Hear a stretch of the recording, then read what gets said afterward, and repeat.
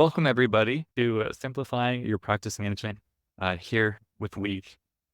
Today, what we're going to talk about is the challenges associated with practice management and how um, practice management software can help alleviate some of those challenges. And we'll then talk about how that can help grow your business in turn. It'll take the first 5 to 7 minutes, and then we'll jump on to the main portion, which is a Q&A with Dr. Brianna Rhue. Diving in, there are certain challenges and obstacles in the eye care industry that will probably to some degree always remain prevalent, from just busy staff, busy phone lines, dealing with no-shows, challenges retaining skilled staff in an industry where we have lots of staff turnover, and giving patients a seamless and comfortable experience that will make them want to come back to your practice. Now, there are things we can do to help alleviate some of these challenges that occur. And I'm going to now discuss some of the current updated issues that we're facing that are really prevalent in the last year or so in the eye care industry. Now, all these stats I'm about to share can be found from the 2023 Optometry Business Insights Report. And if you want to find this report, you can actually go read it. It's in getread.com under our ebooks as well. One of the first things that I think really jumps out currently is that 35% of healthcare providers are opting to not invest in their practices currently because of the economy. And this is just exacerbated from the effects of the pandemic when the whole world shut down and it absolutely changed how everything, went forward. This affected staff, this affected patients. And one of the effects that this had on patients is it changed how they viewed the eye care industry in general. Their expectations have totally changed. In fact, we found that 46% of optometrists, yes, when asked if patient expectations have increased since the pandemic. So almost half of optometry has felt that what patients expect from them have increased. That increases for their staff, that increases for them. So we have to do more than we've ever done before to really meet the needs of our patients. Now, speaking of our staff, they have their own challenges, and one of them is retaining them. According to another survey, we found that 23% of providers say that an employee has quit because of frustrations with technology that they've experienced in the office. And on the flip side, 58% of optometrists said that having the latest tech makes it easier to retain good employees. So how usable and intuitive and recent and updated your tech is makes a huge difference in your staff's ability to do their job well and to want to do their job well at your practice. Now, there are other challenges with the staff as well. And part of that is that they are busier than they've ever before. It's not just the doctors that are busier, it's the staff themselves. 48% of optometry providers agree that compared to a year ago, front desk staff has less time to help clients because they're spending time on other issues that are going on within the practice. So they are being worked more and in more unique ways than they ever have before as well. And as a result, they need to adapt. Now, one of the ways that you can adapt is through using practice management software.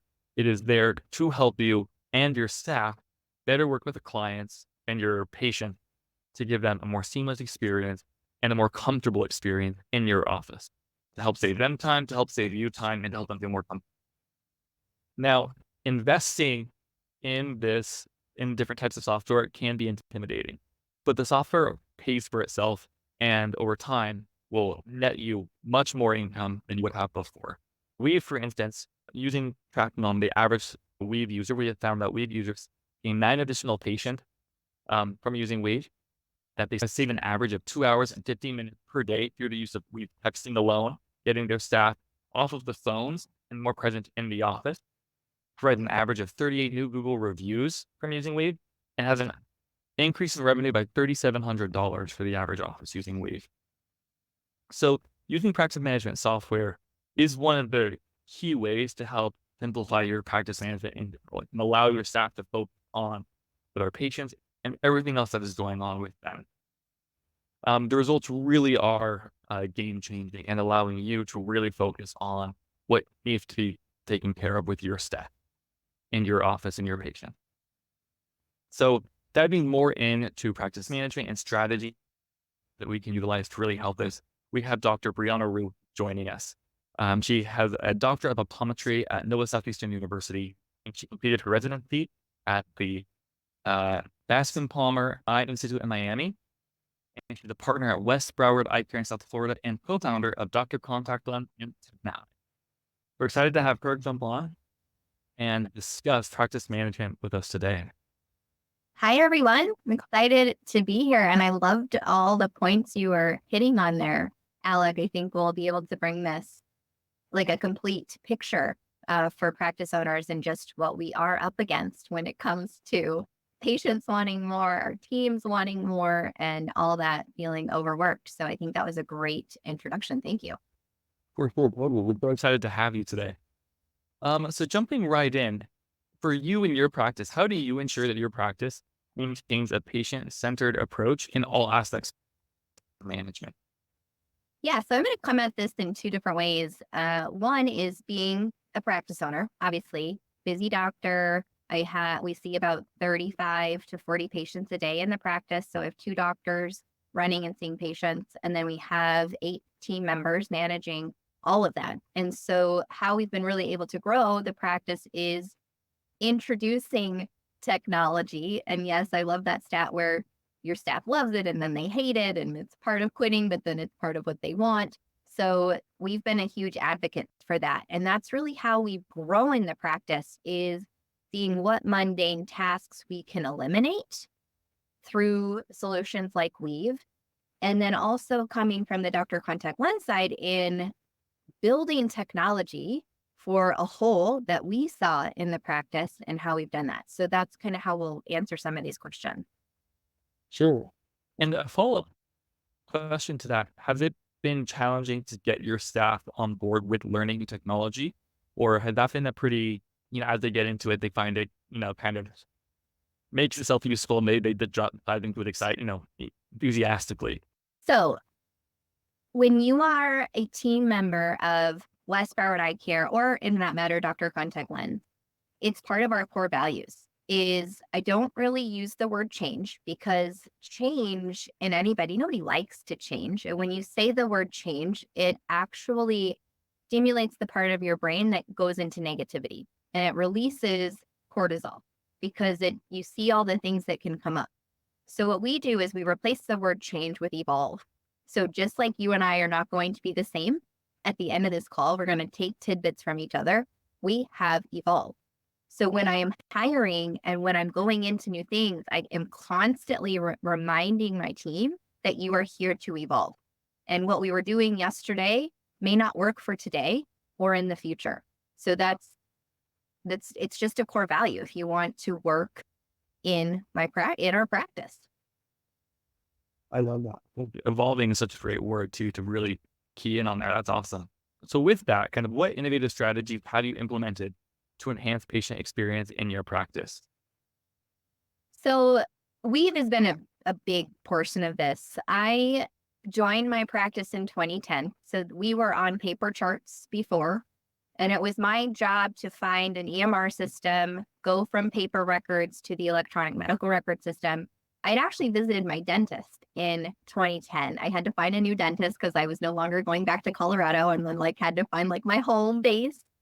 And the dentist had actually used a different company to remind me, and then also for me to review the practice.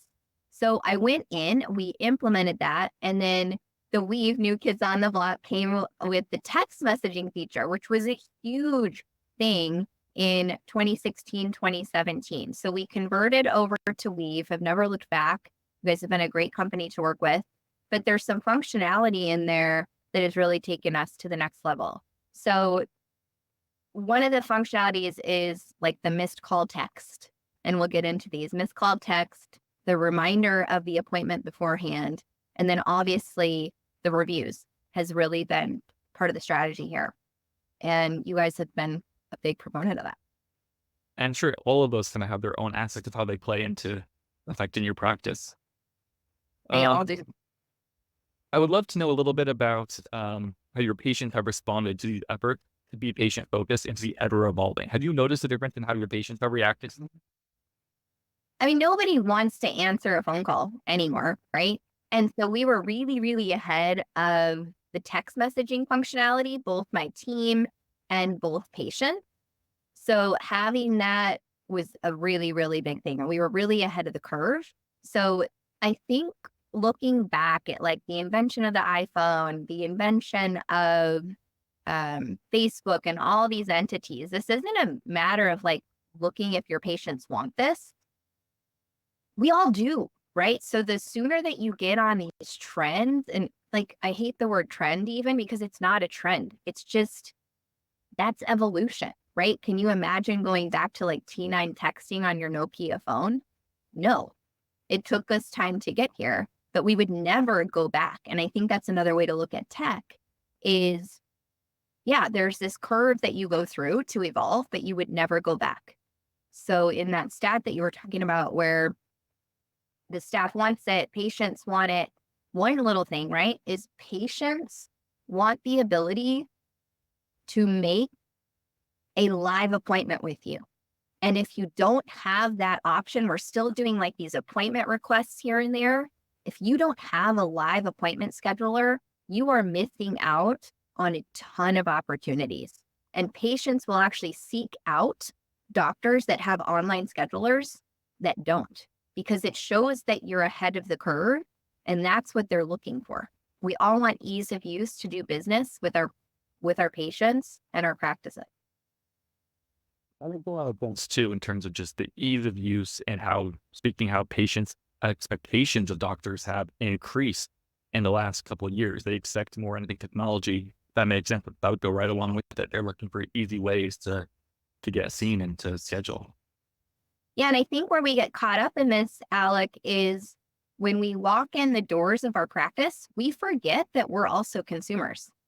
So don't forget that patients, like, I love it when my phone is ringing off the hook because that means patients are scheduling me. Like, do you know how special that is? Like, can you bask in that like people call you, especially being on the sales side of this? Like, you don't have to really do outreach, right? Outreach is really hard.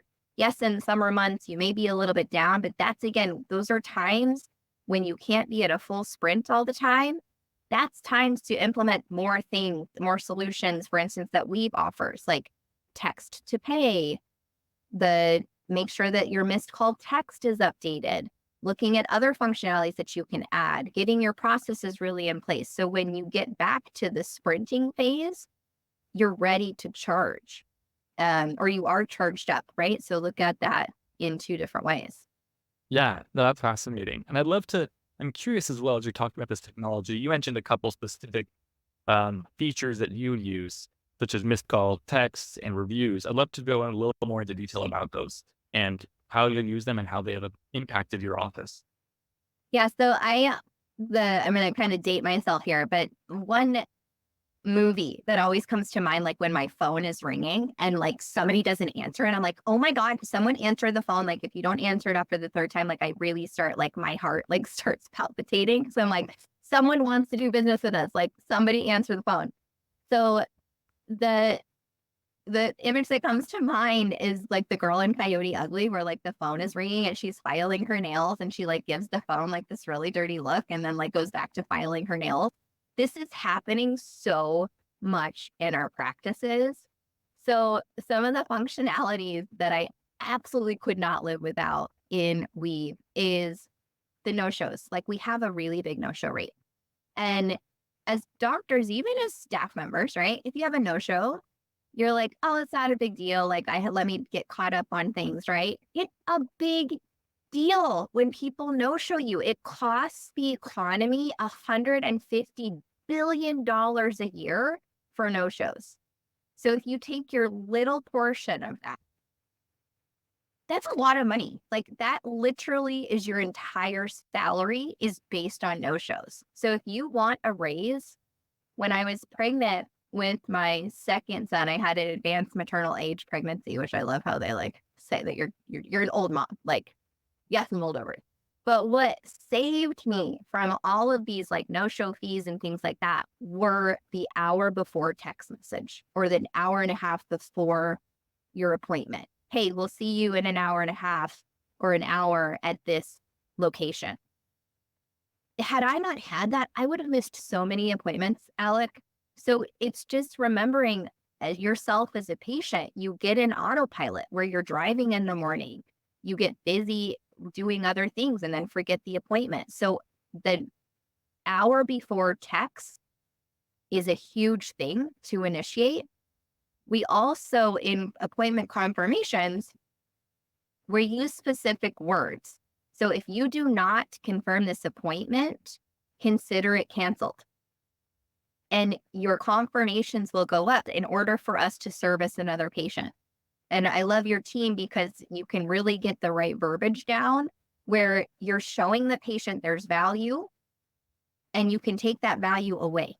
Because this is a transactional thing, right? They're scheduling you, you're scheduling them, and there has to be an honor system there that everybody feels valued in the system. Then you have the missed call text, like favorite thing. I cannot believe how much we spend on marketing or SEO to get our phone to ring for us not to be there. So let's say you're down for lunch, you're closed for lunch, you're doing a team training, you close at 5 o'clock, whatever it may be. If it's a new patient calling your office and you miss the call, so you've done all this SEO, you've done all this work to get your phone to ring, you have a 5% chance that that patient will call you back. So the missed call text, we use it as an opportunity. Sorry, we missed your call. We're helping another patient, or we're, out of the office right now. Need to make an appointment? Click here. Need to order your contacts? Click here. So we use it as an opportunity for patients to self-service themselves, which we all want to do more and more. We all order on Amazon because it's convenient and easy and we don't have to talk to a human. Do the same for your practice. And then the review side, I look at this a little different. Maybe we'll get into that in another question. But I use reviews. Anybody in the practice can be reviewed at any time. Yes, you're allowed to have your bad days, who's not?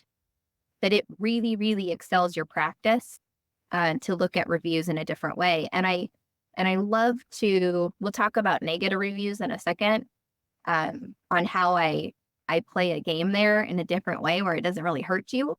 That it's a team motivator. So the one thing I want to call out that I thought was interesting is, before we get back into the reviews, is that missed call text. And it sounds like what you've done is you've really taken this feature that exists, but you've then figured out how you can customize it yourself to make it as effective as possible. Yeah. And that's, again, you have to, the tech that you guys have and the functionality that's there, it's critical to use it effectively and to the best of your ability. So this is where things like this, in listening to how dentistry is using it, how med spas are using it, how optometrists are using it. Like, I'm always looking outside of optometry for inspiration because other verticals are very, very advanced, and we can accelerate our own growth by looking to those other verticals. It's a really sophisticated way to say, how can I take this technology and what learnings can I apply from those around me to then customize it to be as effective as possible, which probably also includes some tests as you're figuring out the best way to affect that. But I think that's really intelligent to go about it that way.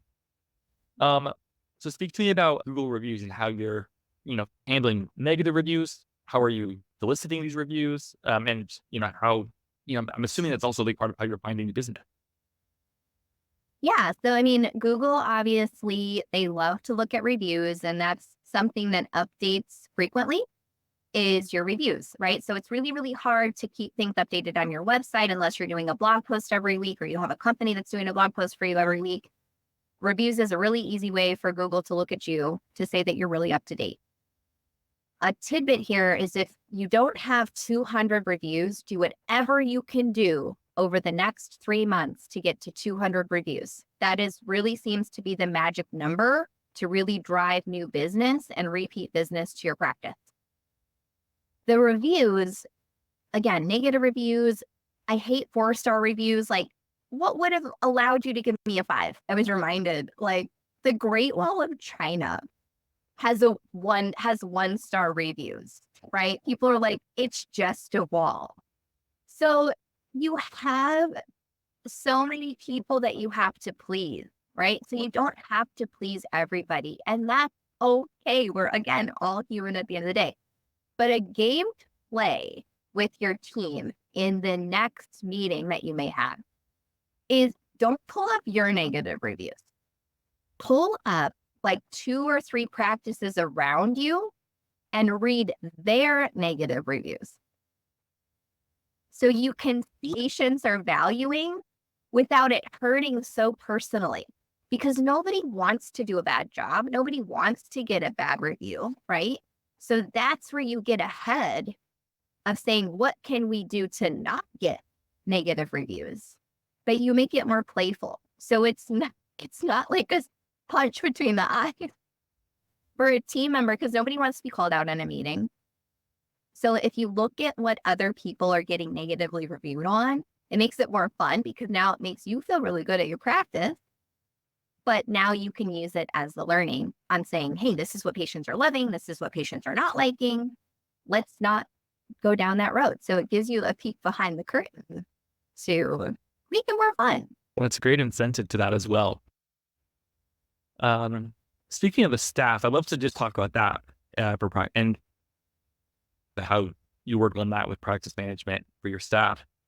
So how do you, I think this is a great example. How else do you approach team building and staff development, create a cohesive and motivated team? I think we just talked about one way. And what else do you do? So I'll mention the book here because I've mentioned it a lot. The book Buy Back Your Time was one of those life-changing books that I read about now already like 9 or 10 months ago. And in that moment, I hired an executive assistant. She used to work in my practice. Now she works at Dr. Contact Lens. But she really took my blinders off at what my team was wanting from me as a leader. They want your time. They want you to motivate them. They want you to care about them, right? So yes, you're busy seeing 20, 25, 30 patients in the back, but you have to carve out time for your team because they want to impress you, but they also need personal development. So if you don't give yourself time to do that with them, that's what has them looking for better leadership. So as the owner of the practice, you have really, and I was a strong leader, but that's where I could really get better, was in my leadership capacities, whether that's reading books, filling my own cup through meetings I was going to, or colleagues I was talking to, and things that we were implementing. They really, they need you. They need face-to-face time with you. That's what they're craving. So again, when we're all busy and running a million miles an hour, remember, a thank you goes a long way, but you have to understand their love language also. So we do little things in the practice, like the DISC profile, which is super easy to see. Like you can just Google DISC, DISC. It's a quick, like 2-minute thing to understand if they're a D profile, if they're an I profile, if they're an S profile or a C profile. We do like a values statement to understand what values people have, because you can talk different languages to each other and not be on the same track, and then you feel disconnected. So more than ever, you have to talk different languages to different team members in order for everybody to be successful. And that seems exhausting, and I'm not going to tell you that it's not. But as the leader in a practice, as the owner of the practice, those are skills you have to work on. Cool. And so then sensing here too, I'm sensing a theme here.